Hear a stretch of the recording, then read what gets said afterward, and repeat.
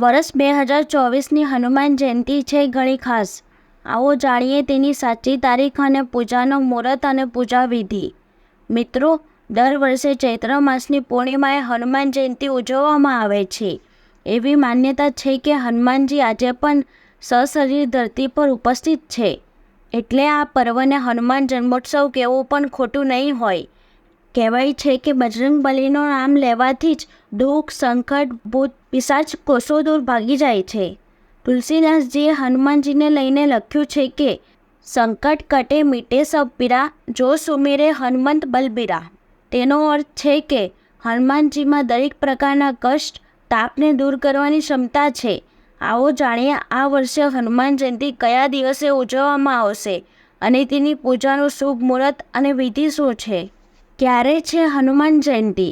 હિન્દુ પંચાંગ અનુસાર ચૈત્ર માસની પૂર્ણિમા 23 એપ્રિલ 2024ના રોજ સવારે 3:25 પર શરૂ થશે અને 24 એપ્રિલ 2024ના રોજ સવારે 5:18 પર સમાપ્ત થશે. એવામાં હનુમાન જયંતિનો તહેવાર 23 એપ્રિલના દિવસે મંગળવારે જ ઉજવવામાં આવશે. જણાવી દઈએ કે જ્યારે હનુમાન જયંતિ મંગળવાર કે શનિવારના દિવસે આવે છે તો તેનું મહત્ત્વ હજુ વધી જાય છે. આવો હવે હનુમાન જયંતિના શુભ મુહૂર્ત જાણી લઈએ. હનુમાન જયંતિ પર બજરંગબલીની પૂજાના 2 શુભ મુહૂર્ત રહેવાના છે. પહેલું શુભ મુહૂર્ત સવારના સમયે રહેશે, જ્યારે બીજું મુહૂર્ત રાત્રિકાળ દરમિયાન રહેશે. પહેલું શુભ મુહૂર્ત 23 એપ્રિલ સવારે 9:03 થી બપોરે 1:58 સુધી છે. બીજું શુભ મુહૂર્ત 23 એપ્રિલની રાત્રે 8:14 થી લઈને રાત્રે 9:35 સુધી છે. હવે હનુમાન જયંતિની પૂજા વિધિ જાણી લઈએ. હનુમાન જયંતિ પર સવારે સ્નાન વગેરે કર્યા બાદ બજરંગબલીની પૂજાનો સંકલ્પ લો. હનુમાનજીની પૂજા અબુજ મુહૂર્ત જોઈને કરો. સૌથી પહેલાં ઉત્તર પૂર્વ દિશામાં બાજટ પર લાલ કપડું પાથરો. હનુમાનજી સાથે શ્રી રામજીના ચિત્ર અથવા મૂર્તિની સ્થાપના કરો. હનુમાનજીને લાલ અને રામજીને પીળા ફૂલ અર્પણ કરો. લાડુની સાથે તુલસી દળ પણ અર્પણ કરો.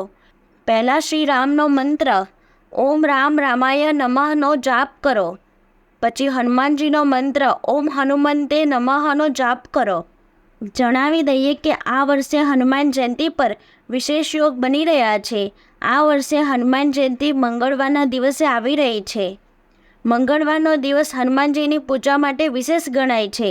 આ સિવાય હનુમાન જયંતિના દિવસે ચિત્રા નક્ષત્ર પણ છે, જે રાત્રે 10:32 સુધી રહેશે. આવો હવે હનુમાન જયંતિનું મહત્ત્વ જાણીએ.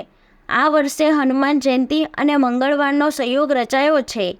હનુમાન જયંતિના દિવસે હનુમાનજીની વિધિ વિધાનથી પૂજા કરવી જોઈએ. જે વ્યક્તિ આ દિવસે હનુમાનજીની ઉપાસના કરે છે તેને બળ, બુદ્ધિ, વિદ્યા અને ધન પ્રાપ્ત થાય છે. આ સિવાય જીવનમાં જો સમસ્યા આવી રહી હોય કે શનિગ્રહ સંબંધિત સમસ્યા હોય તો હનુમાન જયંતિના દિવસે હનુમાનજીની પૂજા કરી વ્રત કરવું. આ દિવસે વ્રત કરી પૂજા કરવાથી ગ્રહ દોષથી પણ મુક્તિ મળે છે.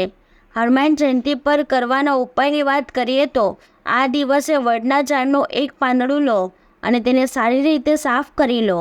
ત્યારબાદ પાંદડાને ભગવાન હનુમાનની સામે રાખી દો, પૂજા કરો અને ત્યારબાદ આ પાંદડા પર કેસરથી પ્રભુ શ્રી રામનું નામ લખો. પૂજા સમાપ્ત થયા બાદ આ પાંદડાને પોતાના પર્સમાં કે પછી પૈસા રાખવાની જગ્યાએ રાખી દો. એમ કરવાથી તમારી આર્થિક સ્થિતિમાં સુધારા હોવા લાગશે. નોંધ: આ માહિતી સામાન્ય માન્યતાઓ અને જાણકારીઓ પર આધારિત છે.